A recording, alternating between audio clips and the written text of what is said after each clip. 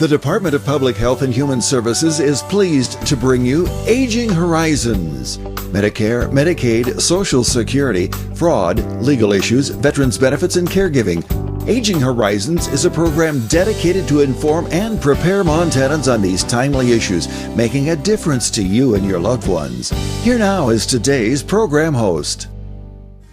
Hi folks, today on Aging Horizons we're going to be talking about Medicare fraud and abuse and exploitation. We have a great guest with us who is the SMP director for the state, Renee LaBrie-Shanks, and we're going to talk about how you can protect yourself against scams and other exploitation of your hard-earned Medicare benefits. We have a lot to tell you. Stay tuned. Every 65 seconds, someone is affected with Alzheimer's or other dementias. Many become isolated at a time when help is most needed.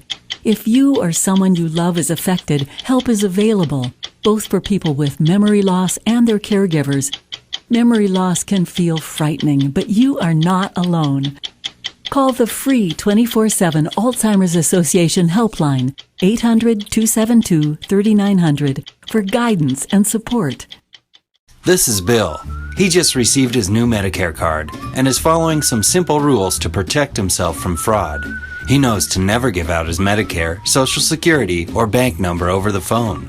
And this is Nancy. She knows that to detect any problems, she always reads her Medicare summary notice or Medicare Advantage EOB to make sure the billing is correct. Both Bill and Nancy know that anything suspicious can be reported to Montana SMP at 1-800-551-3191. 45 years, 2 packs a day.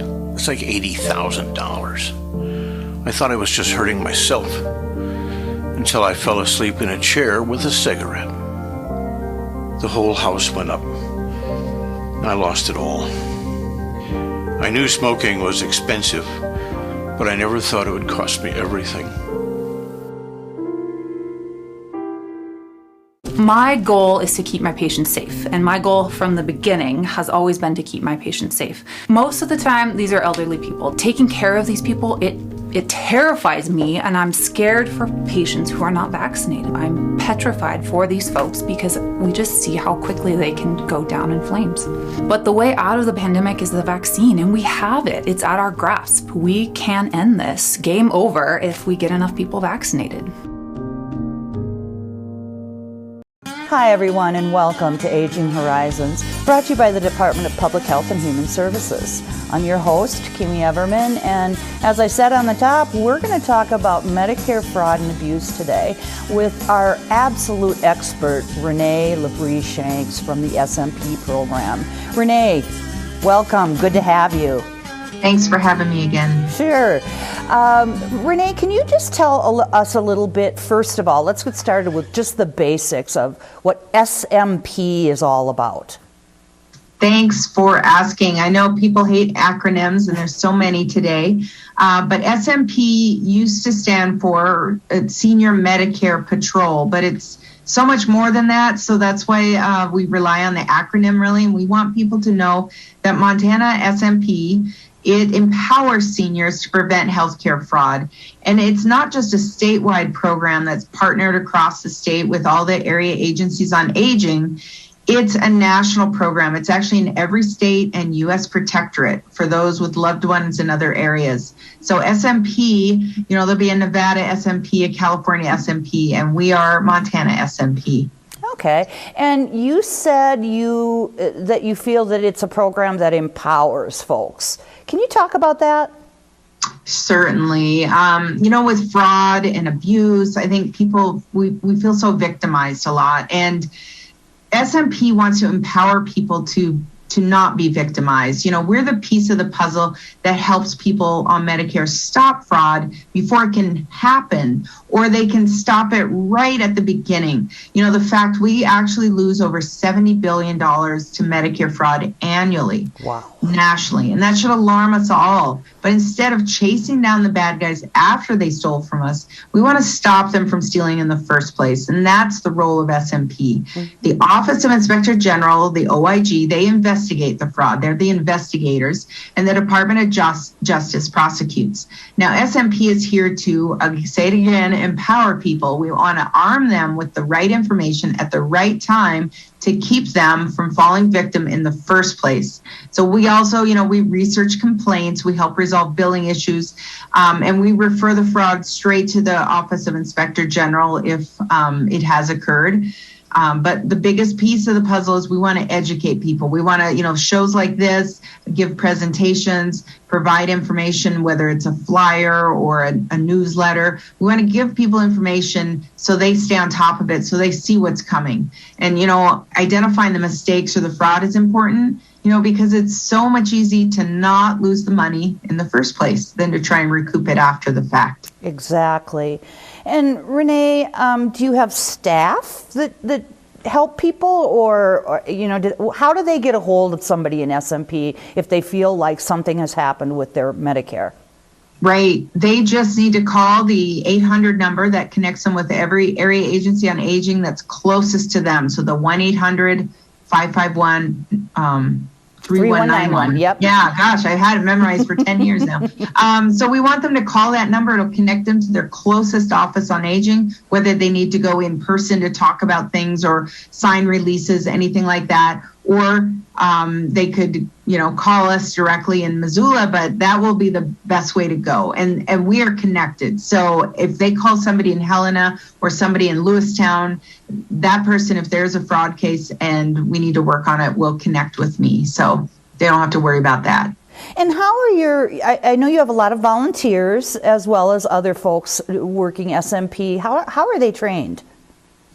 Great question. And it is a national, consistent, approved training. So every volunteer and staff person who works on cases is trained differently than someone who gives presentations or someone who has one-on-one consultations with people. So the SHIP program, as you know well, the State Health Insurance Assistance Program, is a program that helps people understand the benefits and enrollment with Medicare. So it's very important that people understand that program as well and all the ins and outs with Medicare. So someone working on a case will have additional training as opposed to someone who's giving a presentation and needs a certain level where they just know the information and refer people back if they have questions. So we go through training. We have the national training, like I said, where they're given the foundation of understanding, and depending on the level of what we're doing, they get the more training. And as far as cases go, that's usually all staff, myself mostly, they all kind of centralize to me, but we have a lot of volunteers out there helping with one-on-one consults as well as with giving presentations in their local areas. So the folks that are helping with this program are able to really individualize what they do for you. They can do they can give presentations if that's what they feel good doing, or they can work cases if they feel better with that. Is that correct? Yes. That's awesome. And how do you recruit for your volunteers?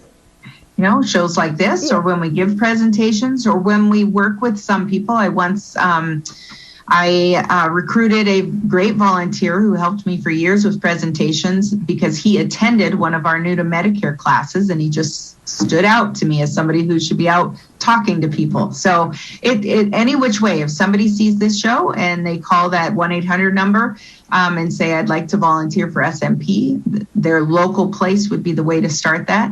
And we're always looking for help with presentations. Well, obviously with the pandemic, we've backed off a lot with the in-person presentations, but we're kind of amping up on that again. And there's also the options of using Zoom, and we can help people through all of that, get them the training they need, the information they need. We just need somebody who wants to help us with the mission. Super. So folks, you heard it here. It's an individualized volunteer program that you can really make fit what your talent is if you call that 1-800 number and come back, because we have a lot more information for you.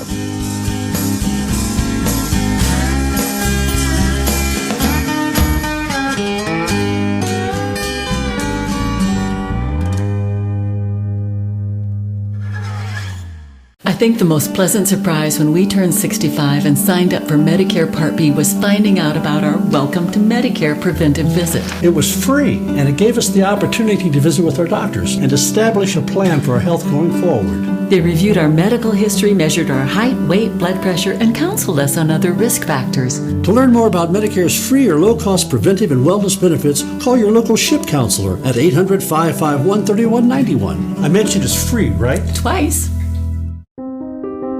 Elder abuse is a growing problem, and it's happening right here in our Montana communities. At least 1 in 10 older adults are victims of physical or emotional abuse, financial exploitation, or neglect. To get help or report elder abuse, call your local area agency on aging or Adult Protective Services at 1-844-277-9300. I was the last guy you'd expect to get diabetes. I was a competitive runner and I always took care of myself. So when I was diagnosed, it kind of threw me. But it's really encouraging to know I'm not alone with it. There are a lot of other people going through the same things as I am. It takes some effort. You have to keep after it. Exercise, meds, and diet are the key. But there are a lot of folks who want me to succeed. Diabetes is not the end of the world. With effort and attitude, you can have a normal life. When I first got here, I was struggling. No money, sleeping on the living room floor of a friend's apartment. Diana Johnson, Energy Share Coordinator. I know what it's like to need a hand. Now that I work with Energy Share, I help people pay their winter heating bills. I don't care if you're a veteran, a senior citizen, have a family, or are single. Energy Share is here to help. If you need help paying your power bills, call or visit Energy Share, helping Montana families get through the winter since 1984. Hello folks, welcome back to Aging Horizons, where we're talking about Medicare fraud and abuse with our state SMP director, Renee Labrie-Shanks. Renee, so good to have you. Thank you. Could you just tell us about a few of the scams that you're running into these days, and sort of explain how they look to folks or how they get folks sort of entangled? Yes, thanks for asking. That's the number one way to stop fraud, is to understand what it is when it happens. So one of the big ways people are getting us is a robo or a live call, using the telephone. And the scammer says that Medicare is replacing your card. They're going to send out a plastic one, or that they need to confirm your number for something, or that you're eligible for something, and they're going to tell you about this, and I'll talk about those scams later. But basically, it's the robocall and again the live calls, and you pick those up. They might even tell you something like they're going to suspend your benefits if you don't cooperate. And it starts out typically someone claiming to be with Medicare, or they'll say something so it makes it sounds like they're connected in some way. And they say that, let's say they say they're going to be replacing the card with a plastic card, or they're updating your number or issuing you a new number. Some might even mention needing a chip. So how they get the information, though, is they ask people to verify their number. Can you confirm your number? So they can send you the new card. And that's how many scams work. They get you to confirm the information they actually don't have, but now they do, if you're able to do that. And in the past, it was a little easier because a lot of people had their numbers just off the top of their head. They knew it because it was the Social Security. And now it's that long alphanumeric number. Nobody has those memorized. I'll be shocked if anybody does. So they have to look it up. And that time that it takes to go to get their card, that should be a big red flag. Like, I should never give this number out unless I know who I'm talking to. Because even though they can't steal your identity anymore, they can steal from Medicare. So in addition to the Medicare card scam, there's unsolicited telemarketers trying to sell you unnecessary medical equipment or diabetic supplies, or, and these are big right now, genetic test kits or cardiac test kits. So those are another keywords to people to hear. If people say, hi, this is Medicare records show you're eligible for yada, yada, yada. Or I'm going to need the name of your doctor and your Medicare number with effective dates. We'll be sending you a new card. I'm going to need your current number with effective dates. Anything like that. Just keep in the back of your mind, Medicare will never call and ask you for your information. They already have it. Now, if you instigate the call, you may need to give them your Medicare number so they can look you up. But Medicare will never instigate a call that you haven't asked for and ask you for personal information. Nobody will. Right. And, I think it's important, like you said, to use those few seconds that you have between going to get that number and realize, this does not seem like it's a good idea. I shouldn't give this out. Yes, exactly. And of course, Medicare, the IRS, Social Security, they're never going to call and threaten anybody with lawsuits or arrest or jail time or suspending benefits. They're never going to do that over the phone. If something needs to be communicated with something officially, it will come in the mail. So if you feel threatened, the call is probably a scam, and simply hang up that phone. Well, and any more of these folks can make the number look like it's actually Medicare when it's really not, can't they? Yes, that's a great, unfortunately with technology, there's so many benefits to it, but every time there's something new, somebody's there to work a way around it. And the technology to mask a number is so simple. And so you may get a call, it looks like it's Anaconda, or I've actually had my number spoofed before. And somebody called me to say, did you call me? Blah, blah, blah. And it wasn't me. And I've gotten calls from local numbers, and it's not a local person on the other end. So the best, and I was going to talk about this at the end, but I'll talk about a lot of other things. But the best thing people can do is to quit answering that phone if you don't know who it is. I know it's inconvenient, and it's a hard habit to break once you're in it. It's just not the phone we grew up on. Can you imagine back in the day, you had the phone in the kitchen, attached to the wall, and you didn't even consider not answering it. Well, now my recommendation is to not answer the phone unless you know who it is or are expecting a call. They'll leave a message if it's important. You even get the messages from the robocallers. But that allows you to stop being marked as a live line. And that's very important, because what these guys are doing, they have lead lists out there. They pay for your information, and they've got you based on your zip code or your age. They know when you're on Medicare, so you're going to get all these Medicare scam calls. Those people are buying numbers of people who are age 65 and over. So you'll get the calls, and if you pick up, it marks you as a live line, and they're going to keep you on that rotation even if you hang up.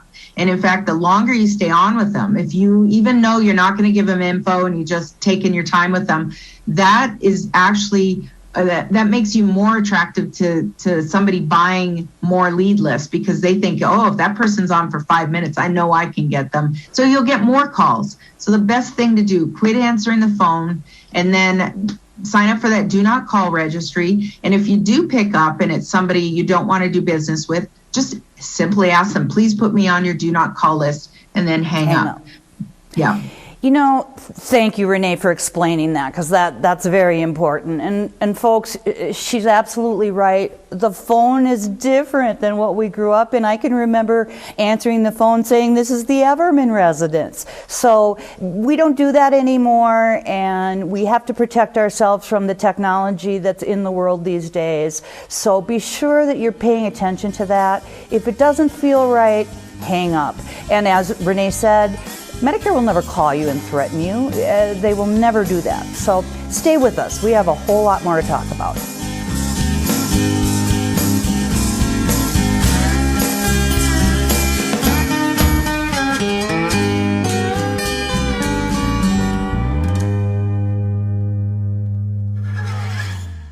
Respite. It's okay to need it. It's okay to want it. Will you provide it? The hard part about having outside help is that there's not a lot of people out there who can do that kind of work. We've been very fortunate that our Bonnie has been with us for 7 years. I don't know what I'd do without her.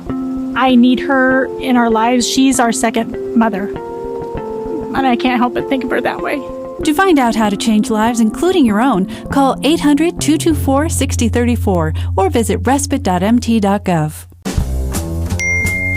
Did you just text me? I didn't want to disturb you if you were sleeping. Sleeping? I'm sitting right next to you, silly. There you are. Hey, I found a couple of Medicare helping programs online that I think we ought to look into. It says if we qualify, we can get help paying for our prescription drugs. Oh, and there's a program that can help pay our Part B premium. To learn more about extra help and Medicare savings programs, call your local SHIP counselor today. Maybe I better text him. I have so many questions about power of attorney. Well, some powers of attorney are for finances and others are for healthcare decisions. A power of attorney designates an agent who would make decisions on your behalf. While making a power of attorney, you have the ability to control your agent's power. You also have the ability to decide when that POA would take effect. Wait, am I giving away all my rights? Power of attorney isn't a license to make any decision for you, just those that you've specified. Your agent should be somebody that's working in your best interest, but it should also be somebody that you would trust. What if they try to abuse their power? Protective measures like third-party accounting, secondary signatures, defined spending and gifting limits can help protect against financial exploitation. An agent's powers can always be limited by a customized power of attorney, and they can be revoked by you or the court if the power of attorney is abused. So carefully drafted estate planning documents can help ensure that your finances are monitored, but not abused. If you or someone you know is being exploited, please report to Aging Services Bureau at 844-277-9300 or the Legal Service Developer at 1-800-332-2272. This message sponsored by the DPHHS Aging Service Bureau. Hi everyone, welcome back to Aging Horizons. We're here talking about Medicare fraud today, the SMP program with Renee Labrie-Shanks, who's the state SMP director. Hi Renee, good to have you. Hi, thank you. Now we were talking about scams a minute ago, and I know there's one that I just looked at the other day that seemed kind of scary and new to me, which was a hospice scam. What's that? Right. You know, hospice fraud, it's largely unreported. And it's bad on two fronts because it can cause actual patient harm and also the financial harm, like physical harm as well as the financial. Hospice care, it's comfort care at the end of life, and it focuses on managing pain, providing a higher quality of life for terminally ill people. So that's a very important benefit. It's much needed. And most providers, dedicate their careers to this compassionate care. But there's just a small percentage of fraud that can cause this harm. And it's really incalculable. And it's hit the larger states, California, it's rampant there right now. And so they always expect these trends to move. They get saturated in some places and they'll move around the country. So that's what we want people to be aware of that. So, there's a couple of cases I can tell people about that happened, here's one, a case, a beneficiary that lost access to their medication. So in that case, a person on Medicare, they were unable to access their medication at their pharmacy, and she learned that there was a hold on her prescription because she was enrolled in hospice. She wasn't terminally ill. She wasn't even aware that she was enrolled in hospice. And when she got interviewed by the SMP, who was researching this, she claimed that a nurse came to her home to offer housekeeping services that were covered by Medicare. And, that sounded good, so she signed up, but she had no understanding what she was actually signing up for was Medicare's hospice benefit. And then there's another case where Medicare stopped paying a person's Medicare bills or medical bills. So when this happened, they became concerned. And when the SMP researched this, they found out they had been enrolled in hospice and they were not aware. And unlike the case number one, no nurse or hospice representative had called or come to his door. So he believes that his Medicare number was stolen and used to enroll him into hospice without his consent, whether it's somebody getting a hold of it over the phone. He has no recollection of that, or somebody stole medical files from somewhere. We don't know. And then the last one I'll share is, one that actually caused somebody's health to decline and possibly die. So it was a son of an elderly man. He was on Medicare, received a call from a nurse one day, said his father qualified for hospice because of his age. And she promised, your dad's going to enjoy access to even more Medicare benefits, and that, this program is going to coordinate with his primary care doctor. But none of that happened. After enrolling him in hospice, his health declined. The company changed his medications, told him not to go to his doctor or to the ER. And so, this poor son, he's watched his father's health decline, wasn't sure what to do. And by the time it happened, his father was no longer eating or able to use the bathroom. And so he took him to the emergency room, and, he did end up dying weeks later. So, whether it's financial harm, fraudulent billing, medical identity theft, or misrepresenting hospice benefits, these few stories of hospice fraud, they illustrate not just the resulting harm to patients, but their family as well. And Renee, please correct me if I'm wrong, but hospice isn't the sort of thing that someone can call you up and enroll you in. That's a medical directive, isn't it? It should be, yes. But, when these providers, these scammers, they work because they own all the pieces and parts oftentimes. So all they need to do is have your Medicare number, and they have the ability to bill Medicare. That's why we tell people, even though the Medicare number is unique to you now, so they can't, steal your identity with your Social Security number anymore, they can still steal from Medicare. So we want people to look for medically unnecessary services, things that they don't need, the doctor hasn't ordered. Also fraudulent marketing. They may target vulnerable individuals with dementia or the homeless or people who, can't read very well and enroll them in hospice and convince them that, Medicare no longer requires a terminal diagnosis or something. Also kickbacks. Physicians accept kickbacks. Again, this is a small fraction of good providers out there, but this is what's happening.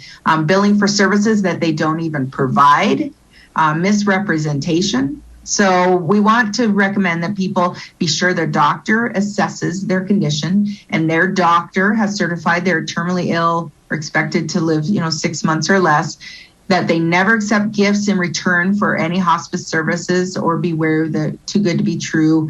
And then report any quality of care complaints to the either local SMP or our Beneficiary and Family Centered Care Quality Improvement Organization, which for simplification, SMP can get them to. Okay.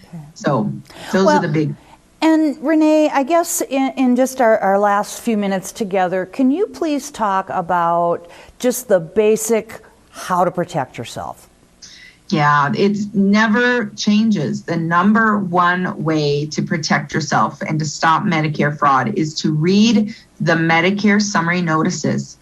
And I can't even tell you how important that is, because if anything is being billed in somebody's name, it's going through the Medicare summary notice. It will show up on there. And for folks who are on the reservation, they may not get those. MSNs are not automatically sent unless a tribal member asks for them. So please do that. And if they've been suppressed, and if not, if you're getting those, please read those. They come out quarterly. If you don't understand how to read those, that's where Montana SMP can help you understand that. We've got videos, resources, we can hook you up. But read those Medicare summary notices and question anything. Renee, thank you so much for being here with us today. That was such great information, and really happy that you have a great program out there to help folks be empowered. And folks, take care of your benefits and give a call if you need any help. For Aging Horizons, I'm Kimmy Everman.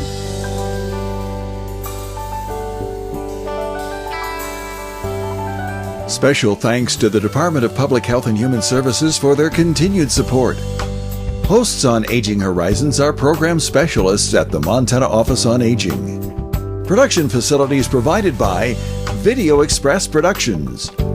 For more information about Aging Horizons, call the Department of Public Health and Human Services toll-free at 800-332-2272.